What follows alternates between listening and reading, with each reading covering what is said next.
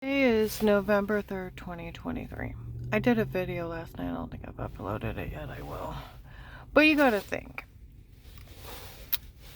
Where, yesterday was horrible. I mean, and stupid.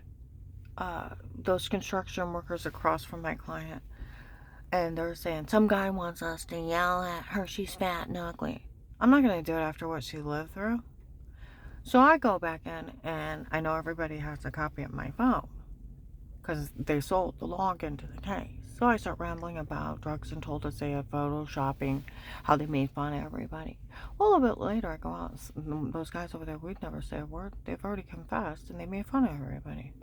I'd never say a word to her. Okay? Now I want you to think that, okay,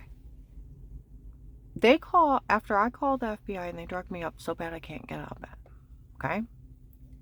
And they get a hold of that John and Will. Okay? Go in there, act devastated because Strange lied on me. It didn't affect them at all. They were playing people, make up an excuse to kill me. I told you I figured they were going to kill me in 2003, but Danny tried to kill herself and the social workers got involved. Okay? So they backed way off. All right. So you got to think, there was a human trafficker up at Apostolic Church of Barberton. The guy in the fancy suit, the gray fancy suit that was so expensive that he stuck out scowling at people. Like people said, they seen him. It was so expensive, it was shiny. Why do you think he was there when that agent told on me? So I could tape him, have witnesses, cops seen him, okay? All right. He taped him. He told on me and called me. He taped that agent saying he met with the Vegas and those church people and tried to act like he was going along with, you devastated their lives. You ruined their whole life because Strange lied on me. It didn't affect them. See, if you put the scenario of the Vegas on another person, it's insanity. Okay, my neighbor Becky, her husband died last year. My other neighbor, Amy's in a wheelchair. Right after he died, if they would have said she's faking, would she have hired someone to drug, beat, and rape her? Try to kill her? Because somebody said something about her? No, that's insanity. You're just wanting to kill someone. So where Ron and Lisa's dad ran a stop sign, okay, into a semi. He's the one that killed her dad. Not only her dad killed himself, but her son. It was her father's fault. In front of a bunch of people, showing off, blew through a stop sign into a semi.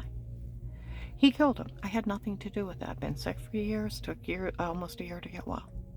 So, and it was slowly getting well. So they made up an excuse.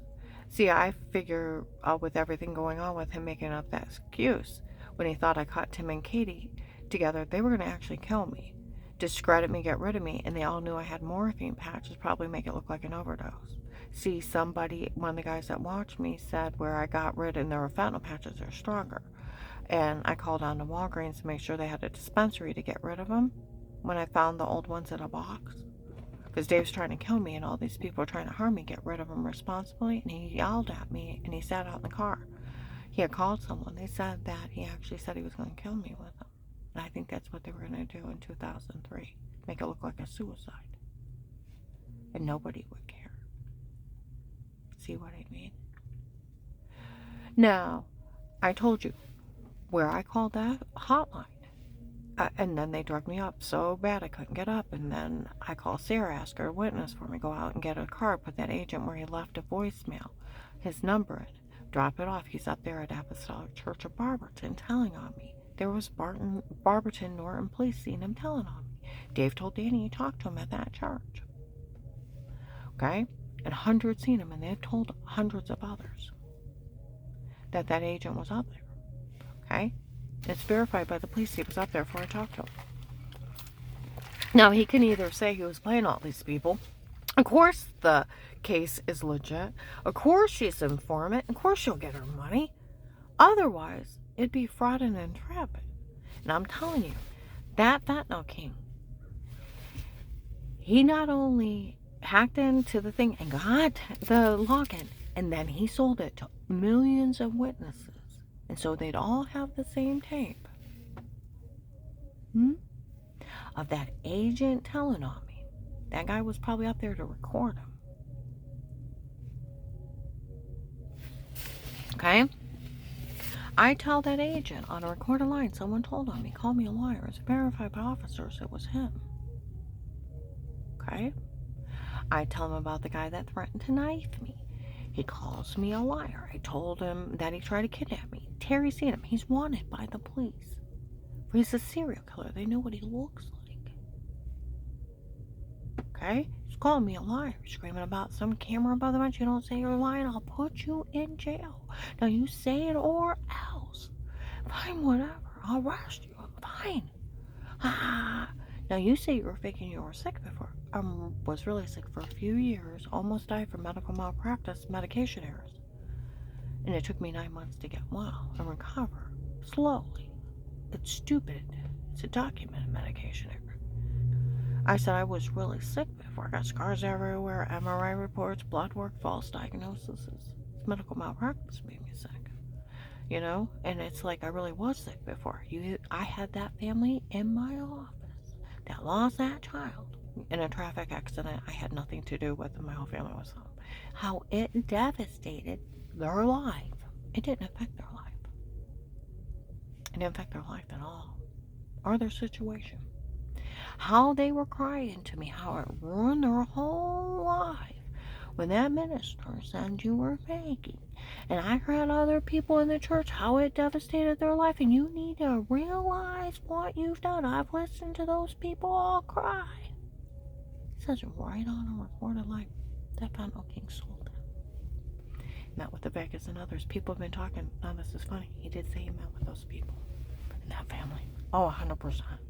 Now you say you're faking you're sick, or I'll leave you there. I don't care what happens. You either say it or else. I won't help you. Don't let him kill me. Please don't let him kill me. You say it or I won't help you. Fine, whatever. Ha ha ha. And he chuckles at me. Okay? Just a minute to talk to the church people in the back of them.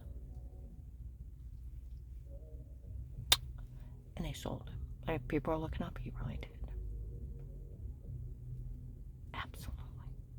Why do you think that Fentanyl King sold it? So not only all his men would have a copy, and then witnesses everywhere. He met with them. Okay? Now he's got a tape of him telling that minister and talking to Dave. Okay? Alright. Then he's like, why would the FBI help a person like you? They're going to try to kill me. So? They've tried to kill me. So? It's a sworn duty.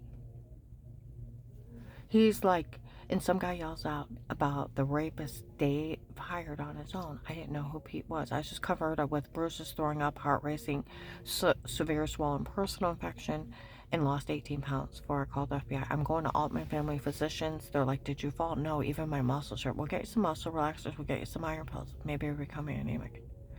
My personal area is so swollen I can't hardly pee. Give me pills and creams for the infection. My head's pounding. I've been throwing up. We'll get you stuff for that too. Not realize some sexual predator is stalking me and drugging me and raping me, running a sextortion scheme on me.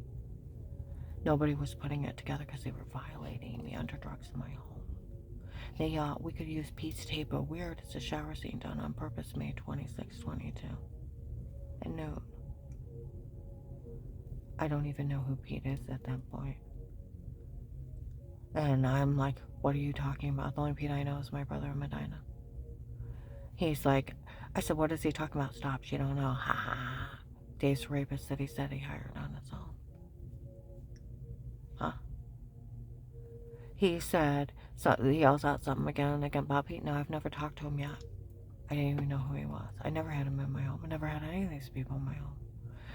I said, what is he talking about? Stop, you don't know. It's some kind of roofie confession.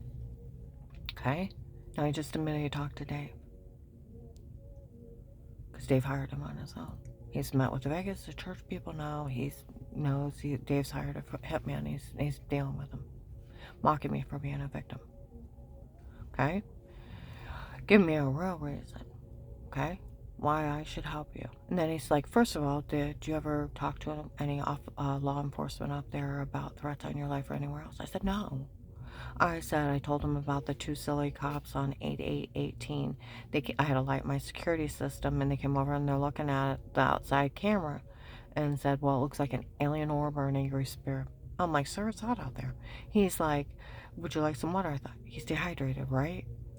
And then he told me how they handle it in the country. They buy a big dog and let the dog open the door and let him handle it. I told him that. He's like, you're kidding. I said, no, I've never talked to any officers but them. So he knew I never talked to any. He's like, you're kidding. They said that. I said, no, they're silly. Okay? Or something like that. All right. So they have that. And then give me a real reason. I tell them about my brother-in-law Craig that worked under Dick Cheney. Well, I can take you somewhere and leave you homeless with no money. Well, I have no money to start. I'll be homeless.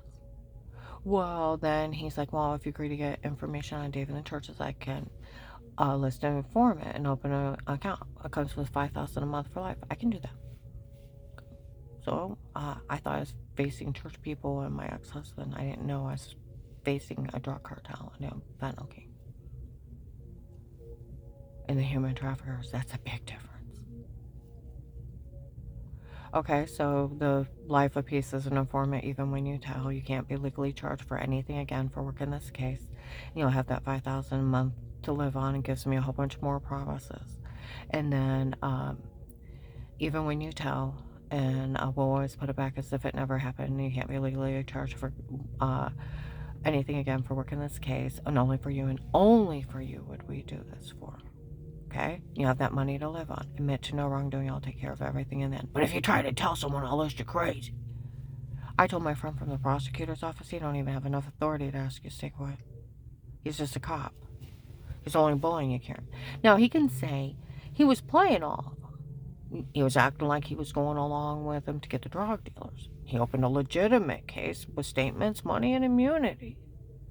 And it's carrying around the house is one of the biggest human trafficking scams. We got a bunch of them off of her. She got hurt really bad, but we got them. Of course she'll get her money. Of course it's legit. Because what they're saying is he opened it under fraud. And that he was going to steal my money. And that fentanyl king and all those drug dealers got him because they sold all the login. And they all have it that he told. And if he's saying he did this to entrapment and fraud me, then all their evidence on them is entrapment and fraud. Why do you think that fentanyl king sold the login? Because he didn't trust the fact. And why do you think he had a human trafficker up there? Because he taped him talking to Dave. And he taped him admitting he talked to Lisa and Ron and the church people. And he knew I was being framed and laughing at me. That he's that dirty, stealing from human trafficking victims and defrauding the government. Huh? Or he was playing you want to say he was playing everybody, and of course it's a real case. With statements and immunity, of course it'll stand up in court. Of course you'll get her money. You know, somebody walked by my apartment, we all know they stole their money. Someone needs to get it back. And they need to put John in jail.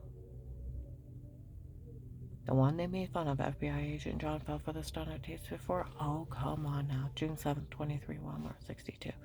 That agent fell for a stunner tapes before. You're kidding. Like he's that big a fool. Or is he that big of a thief? And I hope they fix it. Not only do I want to get to a safe place because they're supposed to come back and kill me, but there's a lot more human traffickers attached to the case. My case was a smorgasbord of drug dealers, human traffickers, and a terrorist. And that's where other officers out of this area used the case and did an 800 people sweep. That's where they got a fentanyl king, an Iraqi terrorist. They also got a con man stealing almost $1 million, a man impersonating a prince. It was a smorgasbord of drug dealers, human traffickers, and con men and terrorists. It was one of the biggest cases. You don't want it thrown out because John's a thief, right? And you can never tell anybody not to believe somebody and not to help them. You go to jail for life for that.